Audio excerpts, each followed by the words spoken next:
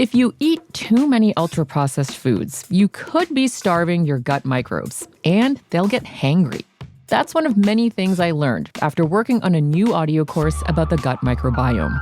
You can learn how to keep your gut happy by listening to Try This from the Washington Post. I'm Christina Quinn. I host Try This. Dig in with me on practical advice for life's common challenges. Follow Try This right now wherever you're listening. Seriously, try it. It's KFI AM 640, and you're listening to The Conway Show on demand on the iHeartRadio app. Gavin Newsom preempting us for the first few minutes just to make the point that in the shadow of what the redistricting plan in Texas, California's legislature has passed this plan to redistrict in California, depending on the vote, of course, in November, which will essentially green light the sort of redistricting that it's thought is represented in Texas. That is to say, a more severe sort of gerrymandering designed to pick up Democratic seats in California to match the GOP seats that were picked up in Texas. Along the way, the governor making a point that during his initial remarks on this effort and the response from California to what's going on in Texas, the response to the Texas legislature essentially picking up the request from the president to pick up 5 GOP seats during the, if you want to, I guess, the parry back, the response that Newsom orchestrated. There were masked men, as he put it, masked men sent by ICE, federal masked men outside of that announcement and that grouping of people who were designed, he's suggesting, to intimidate. And then he visited the fact that the Trump administration is turning the U.S. military not on the streets of any foreign theater of war, but the streets of the U.S. as a private army for Donald Trump, to use the words of Gavin Newsom. And the other thing he said, which is, I think, relevant to the election, which is really what this is all about, is the fact that the administration, as Gavin Newsom has articulated it, is targeting mail-in balloting. By executive order, Donald Trump has asked for there to be an end to mail-in balloting. In fact, he mentioned that Vladimir Putin, and he discussed it, and Vladimir Putin said that we're the only country that has mail-in balloting, and that's the reason that you can steal an election the way the election was stolen from Donald Trump. That is what he said that Vladimir Putin said. And of course, we're not the only country at all that has mail-in balloting. It's quite common. But more to the point, and to the governor's remarks, the governor said, look, 80% of our ballots are mail-in. So this is an attack on our representation. It's an attack on our government. It's an attack on our democracy. So he kind of stuck the landing with that last part. And he again said, we're going to continue with this. And again, it's responding to what happened in Texas. So for all of the theatrics associated with the redistricting in Texas, the Democrats leaving the state, they went to Illinois, and that was never a long-term plan to get rid of the redistricting in Texas. I mean, they're just going to have another special session, which is exactly what the governor of Texas did. And the idea was to draw attention to this. And so during the time that the attention was drawn, you have the governor of California saying, hey, we're going to answer Texas with our own redistricting. And, again, you have other red states saying, we're going to answer your answer with our own redistricting. We're going to pick up more GOP seats. And, on some level, regardless of where you are on this gerrymandering has always been awful. It's been around since the very beginning of the Republic, but it is awful. I mean, I think the poison pill for it is you get rid of all districts and you just have a vote, and there are different numbers of representatives assigned to different states based on population, based on demography, right? That would be the poison pill. And the reason I say it's a poison pill is because that's not the way it's supposed to work. It's supposed to work that you have representatives assigned to your area, because we've seen what happens. The senators from California, I mean, it's such a huge state. You need lobby money. You need leverage to get their attention on so many issues. That's just the way the system's designed. So the other way it's designed is, again, this is the philosophical part. It's not really the way it works in real life, is to say, hey, there are all these different districts, and so your representatives represent you in that district, so your voice is amplified by this person that you send to Congress. Well, now that there's all this gerrymandering, as you know, it just doesn't work out that way. And so this becomes a political scheme, really, that completely undercuts our ability to get our voice played out in Congress. I don't care whether you're GOP or Democrat. Doesn't matter. No one likes this severe gerrymandering. So you had states like California and New York that had sort of neutral maps drawn up. And that neutrality, that apolitical neutrality is celebrated. I mean, that's more the way the system's supposed to work. Please don't get me wrong. It's still there. It's in California. It's in New York. But now what they're saying is, because of this special circumstance by which Texas is redrawing an already insanely gerrymandered state. Texas is incredible. It's like some kind of bizarre calculus. They're going to make it even more bizarre to pick up 5 more states. And so Newsom and Democrats in California are saying, all right, guys, if that's the way it's going to be, it's gloves off. And that was the governor making that point. When we come back, it's the Menendez brothers. Could they really get parole? The hearings are underway. We'll have the audio for you now. If you eat too many ultra-processed foods, you could be starving your gut microbes, and they'll get hangry. That's one of many things I learned after working on a new audio course about the gut microbiome. You can learn how to keep your gut happy by listening to Try This from the Washington Post. I'm Christina Quinn. I host Try This. Dig in with me on practical advice for life's common challenges. Follow Try This right now wherever you're listening. Seriously, try it. Next. You're listening to Tim Conway Jr. on demand from KFI AM 640. Tim's back on Monday. Mark Thompson sitting in on KFI AM 640. Live everywhere on the iHeartRadio app. The Menendez brothers. There's no question what they did. It's pretty heinous.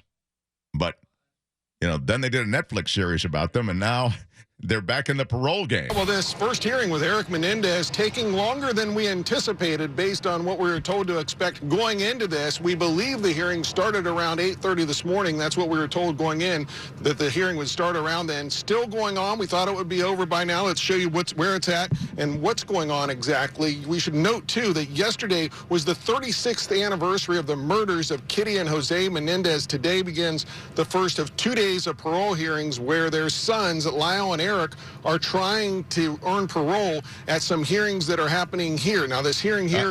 they are being interviewed by the parole board separately. So they committed the murders together, but they are separately talking to the parole board. There's even talk that, one might be paroled, not the other. And, of course, there's a lot of talk that neither one will be paroled. So... Erik Menendez is appearing here at the Richard Donovan Correction Facility. He's in person. This is where he's housed. We were told that most, if not all, of the other participants would be appearing remotely. Now, this is supposed to be a one-day hearing. We told would last between 2.5 to 5 hours. But like I said, if it started on time around 8:30, we're going into 6+ hours at this point, and we have not heard any results yet. This all goes to the August 1989 murders of Kitty and Jose Menendez at their Beverly Hills home. They were killed with shotguns by their own sons, and it was a brutal murder. Prosecutors said it was staged to look like a mafia hit, and prosecutors... Yeah, that was the whole thing. Remember, after it happened, the whole idea was that's the story. It's a mafia hit.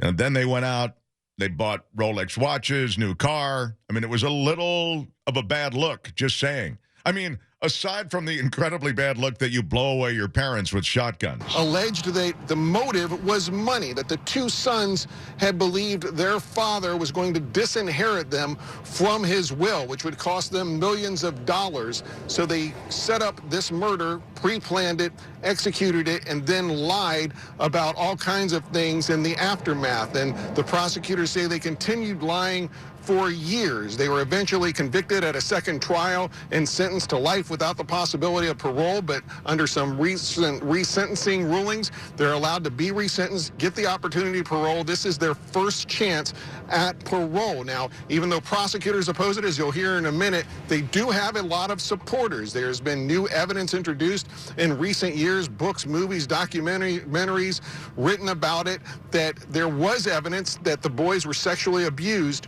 when they were children. They had argued during their first trials that they were sexually abused, that the murders were self-defense, that they believed that their parents were going to kill them, and they said that their father had sexually abused both of them for years. They were convicted despite those arguments, but in recent years, some evidence has come out that their father, Jose, had a history of sexual abuse, and some of their supporters say that should play into how you look at their case all these years later. Maybe this is one reason it's taking so long. There are more than 20 Menendez family members who are considered victims in this case. And they formed a coalition to do what? To plead for their release. Yeah. So you've got to give that coalition a chance to be heard. And that's another reason this is taking so long. They're going to present all of this testimony, victim testimony, and in addition, whatever other evidence they feel should be considered. Some of the supporters, interestingly, are family members of the victims. And when I say family members of the victims, that's interesting because family members of the victims get to testify at these parole hearings. But they are not only family members of the victims, they're also family members of Erik and Lyle. And they are expected to testify and ask the parole board to release the brothers. For so long, again, in the 90s, nobody believed that men could be sexually abused. And it's just been a long road. And to talk to the court about my experiences with Erik and Lyle and my communications with them and hearing their changes in tone of who they were when I began writing with them in the early 2000s versus who they are now. I got to say, and I've talked to a couple of journalists who've been around them through the years. We can continue this on the other side, but I just want to mention that it's wild how the personal charm associated with people like this can somehow win the day. And then you hear things like that, like, I really think that they've changed, and I'm surprised at the way in which they're just different people now, and I've come to believe that they were abused. And this, I get it. I mean, even the abuse conversation, I don't know if that blunts the fact that they killed their parents in cold blood. I mean, they've admitted it, and they say that, again, it was self-defense. And now, I'll just remind you, do you know how old they were when they perpetrated these murders? I think we're 18 and 21, as I recall. Yeah. So I'm just saying that the threat they felt when it comes to, a self-defense plea, it just feels like a bridge too far. I don't know. And I'll just say it bluntly. I've kind of already stated it. If they didn't have this Netflix show, I don't think we'd be having this conversation. They had a Netflix documentary. I'm not suggesting that they hatched it. I think the Netflix people and producers thought, oh, this is an interesting subject, and it is. And there are a lot of sort of interlocking pieces. I believe there was a dramatic series about the Menendez brothers, and there might have even been a docu-series. But they don't do this series. We're not having this conversation, in my view. Anyway, the parole board hasn't issued a ruling. We'll have that for you, obviously, when it breaks here at KFI. Isn't that right, Heather? I'm pretty sure there's no news on this yet. There's been no news so far. I'm keeping an eye out. We are expected to get some kind of response today. This parole hearings aren't typically something they consider overnight or take days or weeks to, mull over. So we are expecting to hear something today. But this is the marathon dance of parole hearings. It's gone on for quite some time. And as I mentioned, those are all the things you have to get through. Those victim testimony and those very statements have to be considered, and they have to be reviewed, and other evidence, etc. So we will. If you eat too many ultra-processed foods, you could be starving your gut microbes, and they'll get hangry. That's one of many things I learned after working on a new audio course about the gut microbiome. You can learn how to keep your gut happy by listening to Try This from the Washington Post. I'm Christina Quinn. I host Try This. Dig in with me on practical advice for life's common challenges. Follow Try This right now wherever you're listening. Seriously, try it. Watch it for you. You're listening to Tim Conway Jr. on demand from KFI AM 640. Tim returns on Monday, by the way, but there's a big meeting that goes down annually. It's in Jackson Hole, Wyoming. It's where the moneyed people go, you see. But truly, it's where the Federal Reserve folks go to discuss, along with others with interests in keeping the American economy chugging, any number of things that relate to that American economy. And Kevin Cirilli, who's iHeart's guy when it comes to so much of the policy that affects our lives in Washington, in this case in Jackson Hole, Wyoming, is with us now. And thanks for joining us, Kevin, because this is a very interesting time in the Federal Reserve's history and in the history of the American economy. Hi.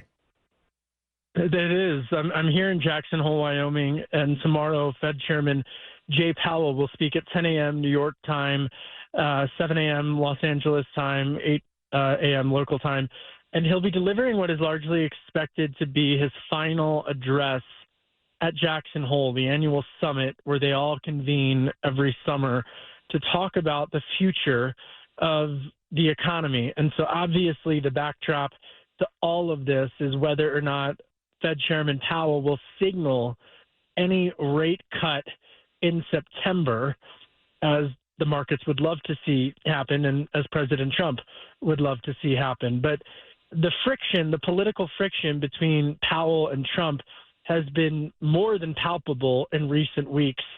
And the independence of the central bank has also been called into question by President Trump. Just earlier this week, he called for the resignation of one of the Democratic-appointed Fed board governors.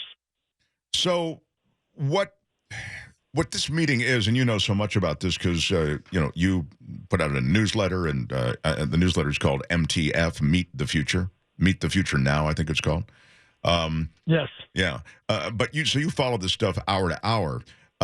This, as you say, has been on some level. There have always been wishes and desires on the part of the chief executive to raise or lower interest rates. I mean, usually lower. So, but now it's kind of been taken to another level, is the point. Yes. I think that's a fair assessment, and at least that's how the markets are interpreting it. But I would also agree with what I think you were also signaling there, which is that, the Fed has faced criticism from politicians for quite some time. I mean, Senator Elizabeth Warren has been, and Rand Paul, for example, have long criticized the Federal Reserve. So it's, I think a lot of people sometimes think that the current administration is criticizing, and they are, but it's not entirely out of the norm. But I do want to note that there's another metric. I think the markets tomorrow and the reaction, particularly in the early trading hours, is really going to be about parsing the words of Fed Chairman Powell as it relates to a potential rate cut in the month of September. But there's another metric that I think that they're also going to be looking for, and that's the dynamic between Trump and Powell. And so should Powell, who, by the way, every time he communicates has always been steady, stoic, and that Fed speak vanilla that the markets have been accustomed to for decades now in many ways, but should he have any Fed speak that is seen as overtly attacking the president or overtly being even more critical than they expect on his tariff policies, that could prompt a response from President Trump, which could ratchet up the tension between the two gentlemen and as a result inject more volatility into whether or not Trump would try to remove Powell from the Federal Reserve, as Trump has given mixed signals as to whether he's doing that. His term is up in the spring, but any uncertainty around the central bank and its leadership of the central bank typically would cause a negative reaction, many analysts would suggest. So that's another thing that I'm going to be watching for tomorrow here in Jackson Hole. And we only have another minute or so, but again, there's a real economy under this. In addition to all the back and forth and threats to the Fed and all this kind of thing, and the grandstanding that's going on, and sort of the Trumpian way that the Fed is now viewed, there is a tough spot for Powell, isn't there? You've got rising prices, slowing growth. I mean, there are real economic forces at play here. It's mixed signals. To your point, I totally agree with that. You've got mixed signals in the categories that you just alluded to, and then you also have some bright spots. Artificial intelligence. Look at how the market has performed this year alone. It's being largely fueled by the AI stocks, and whether or not that keeps going into Q4 and for the remainder of the year, we'll have to wait and see. But there are some bright spots, and then you have geopolitical risk. You look at Russia's war against Ukraine. You look at the Communist Party of China, and so you have all of these different geopolitical risks as well, plus the rise of we talked about AI, but digital currencies. There's a lot that's happening that Fed Chairman Powell has to take into account, and I'm not sure how much we'll get out of one speech, but it is definitely the speech to watch tomorrow. Oh my gosh, everybody's watching it. Kevin, so appreciate you taking time out of this this symposium. Again, it's mtf.tv if you want to check out more of Kevin's thoughts and reflections on what's going on. MTF stands for Meet the Future. He's the founder of MTF now. Again, mtf.tv. Really appreciate it, Kevin Cirilli. Thank you, my friend. All right. Thank you. I appreciate you. Thank you. Bye-bye. Yeah, all the best. All right, so that's the word on what will be a critical series of remarks from Chairman Powell as we go on. You're listening to Tim Conway Jr. On Demand from KFI AM 640. You can follow Instagram and The Conway Show. It's called Conway Show on Instagram. And we have a kind of a behind-the-scenes sort of walkthrough of the great iHeart Studios, and you can follow some of that same kind of thing on my Instagram, which is Mark Thompson TV. Mark Thompson TV. Did you see the L.A. hardware store that was actually a front for $4.5 million worth of stolen stuff? It's crazy. I mean, it looked like a regular hardware store from the outside, but there was an estimated $4.5 million worth of goods stolen from trains, trucks, and cargo ships. Huge bust from LAPD. They busted this operating out of DJ General Tool and Wires, Montebello, and Huntington Park locations as well. The stolen goods included power tools, e-bikes, and appliances from brands like Dyson, Milwaukee, DeWalt, and Makita. The business owner, 41-year-old dude from Montebello, arrested on suspicion of receiving stolen property. And they are going to file some serious charges. I mean, if you steal $4.5 million worth of stuff, they're bringing the law down on you. And that's what Nathan Hochman's saying, the district attorney. The Union Pacific Police Department and the L.A. Port Police are collaborating with LAPD, apparently, on this. And they're going to link the cargo theft to goods being sold at the store. And Chief McDonald from LAPD said, look, this isn't a victimless crime. I mean, retailers, distributors, and all of us consumers pay for stolen stuff. He said, protecting the integrity of our supply chain is vital to public safety, as well as the economic stability of Los Angeles. That was Chief McDonald. Hochman, for his part, is saying, hey, I hope this bus sends a message to everybody involved in any aspect of cargo theft or the reselling of stolen goods. We will take you down. But, I mean, the pictures of all this stuff, it's wild that this, these hardware stores could be just a front for what is really a giant ripoff. The guy was arrested who shot that lady outside of the Cheesecake Factory at the Westfield Topanga Mall. Just happened this afternoon. And this is wild. Cops got there at the Cheesecake Factory. They find the victim. They just say she's an adult woman suffering from a gunshot wound, and there are no further details on her injuries. She was taken to the hospital, stable condition, but they say that the suspect allegedly shot her and then took off down the street toward Topanga Canyon Boulevard and Irwin Streets, they say. I think he stabbed her as well. Right. It's funny you say that because as I was walking past one of the monitors here at KFI, it indicated knife and gunshot victim. I'm thinking, wow, how did that happen? Yeah. I mean, I'll tell you one thing. I'm guessing he knew her. I mean, That's what they, yeah. Yeah, I They mean, think he knew you're her. right. You don't get, there's no way. Right. So it makes you wonder exactly what happened. But man, what a wake-up call that is. You're at Cheesecake Factory, you're having lunch. I mean, that's a pretty well-trafficked mall. And there's all of a sudden, scream, gunshot, guy runs out. And apparently they looked for him in a black Mercedes, and they found him in a parking lot down the street. And they had choppers in and all the rest, so they pretty well. Oh, this is it, Sharon? Yeah. All right, here's a little bit of it if you wanted to. This is what it sounded like as the coverage unfolded. The LAPD is investigating this as a shooting, and there are two different crime scenes. The first being right behind me here at the Westfield Topanga Shopping Mall, right outside the Cheesecake Factory. Take a look at video from earlier. Sky 5 was above the scene. Shortly after all this unfolded, police established a perimeter just outside the Cheesecake where a woman was shot and possibly stabbed. This according to several witnesses. The male suspect, his vehicle was left running as police arrested the suspected shooter near the AT&T off Topanga Canyon Boulevard and Irwin Street. I'll tell you that, again, I mean, all of us relate to it. You go into that Cheesecake Factory, and many of us have had lunch there, and all of a sudden something like this happens. Wild. Is there a bigger menu in all the world than the Cheesecake Factory menu? But it's so good. Oh, my God. It's one page after another of the most incredible food.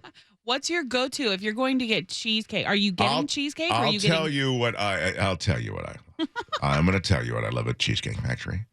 The sweet tamales. They have the tamales. They have, I think they have 3 of them or 4 of them in a plate, and they're bathed in some kind of special sauce.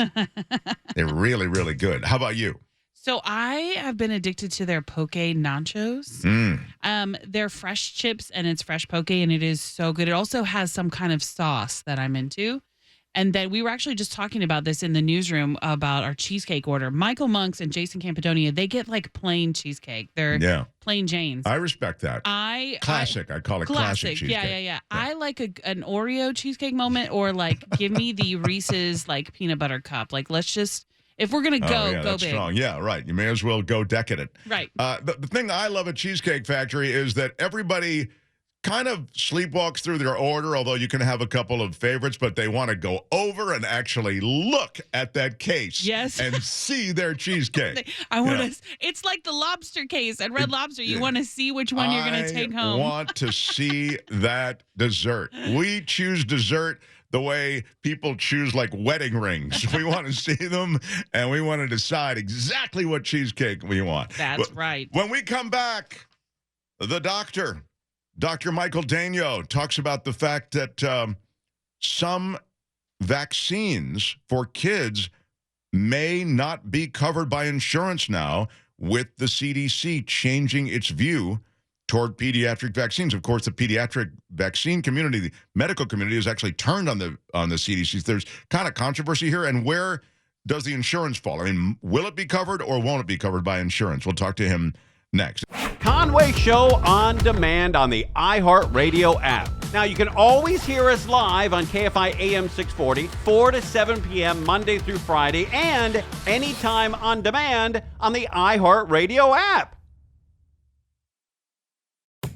If you eat too many ultra-processed foods, you could be starving your gut microbes, and they'll get hangry. That's one of many things I learned after working on a new audio course about the gut microbiome. You can learn how to keep your gut happy by listening to Try This from the Washington Post. I'm Christina Quinn. I host Try This. Dig in with me on practical advice for life's common challenges. Follow Try This right now wherever you're listening. Seriously, try it.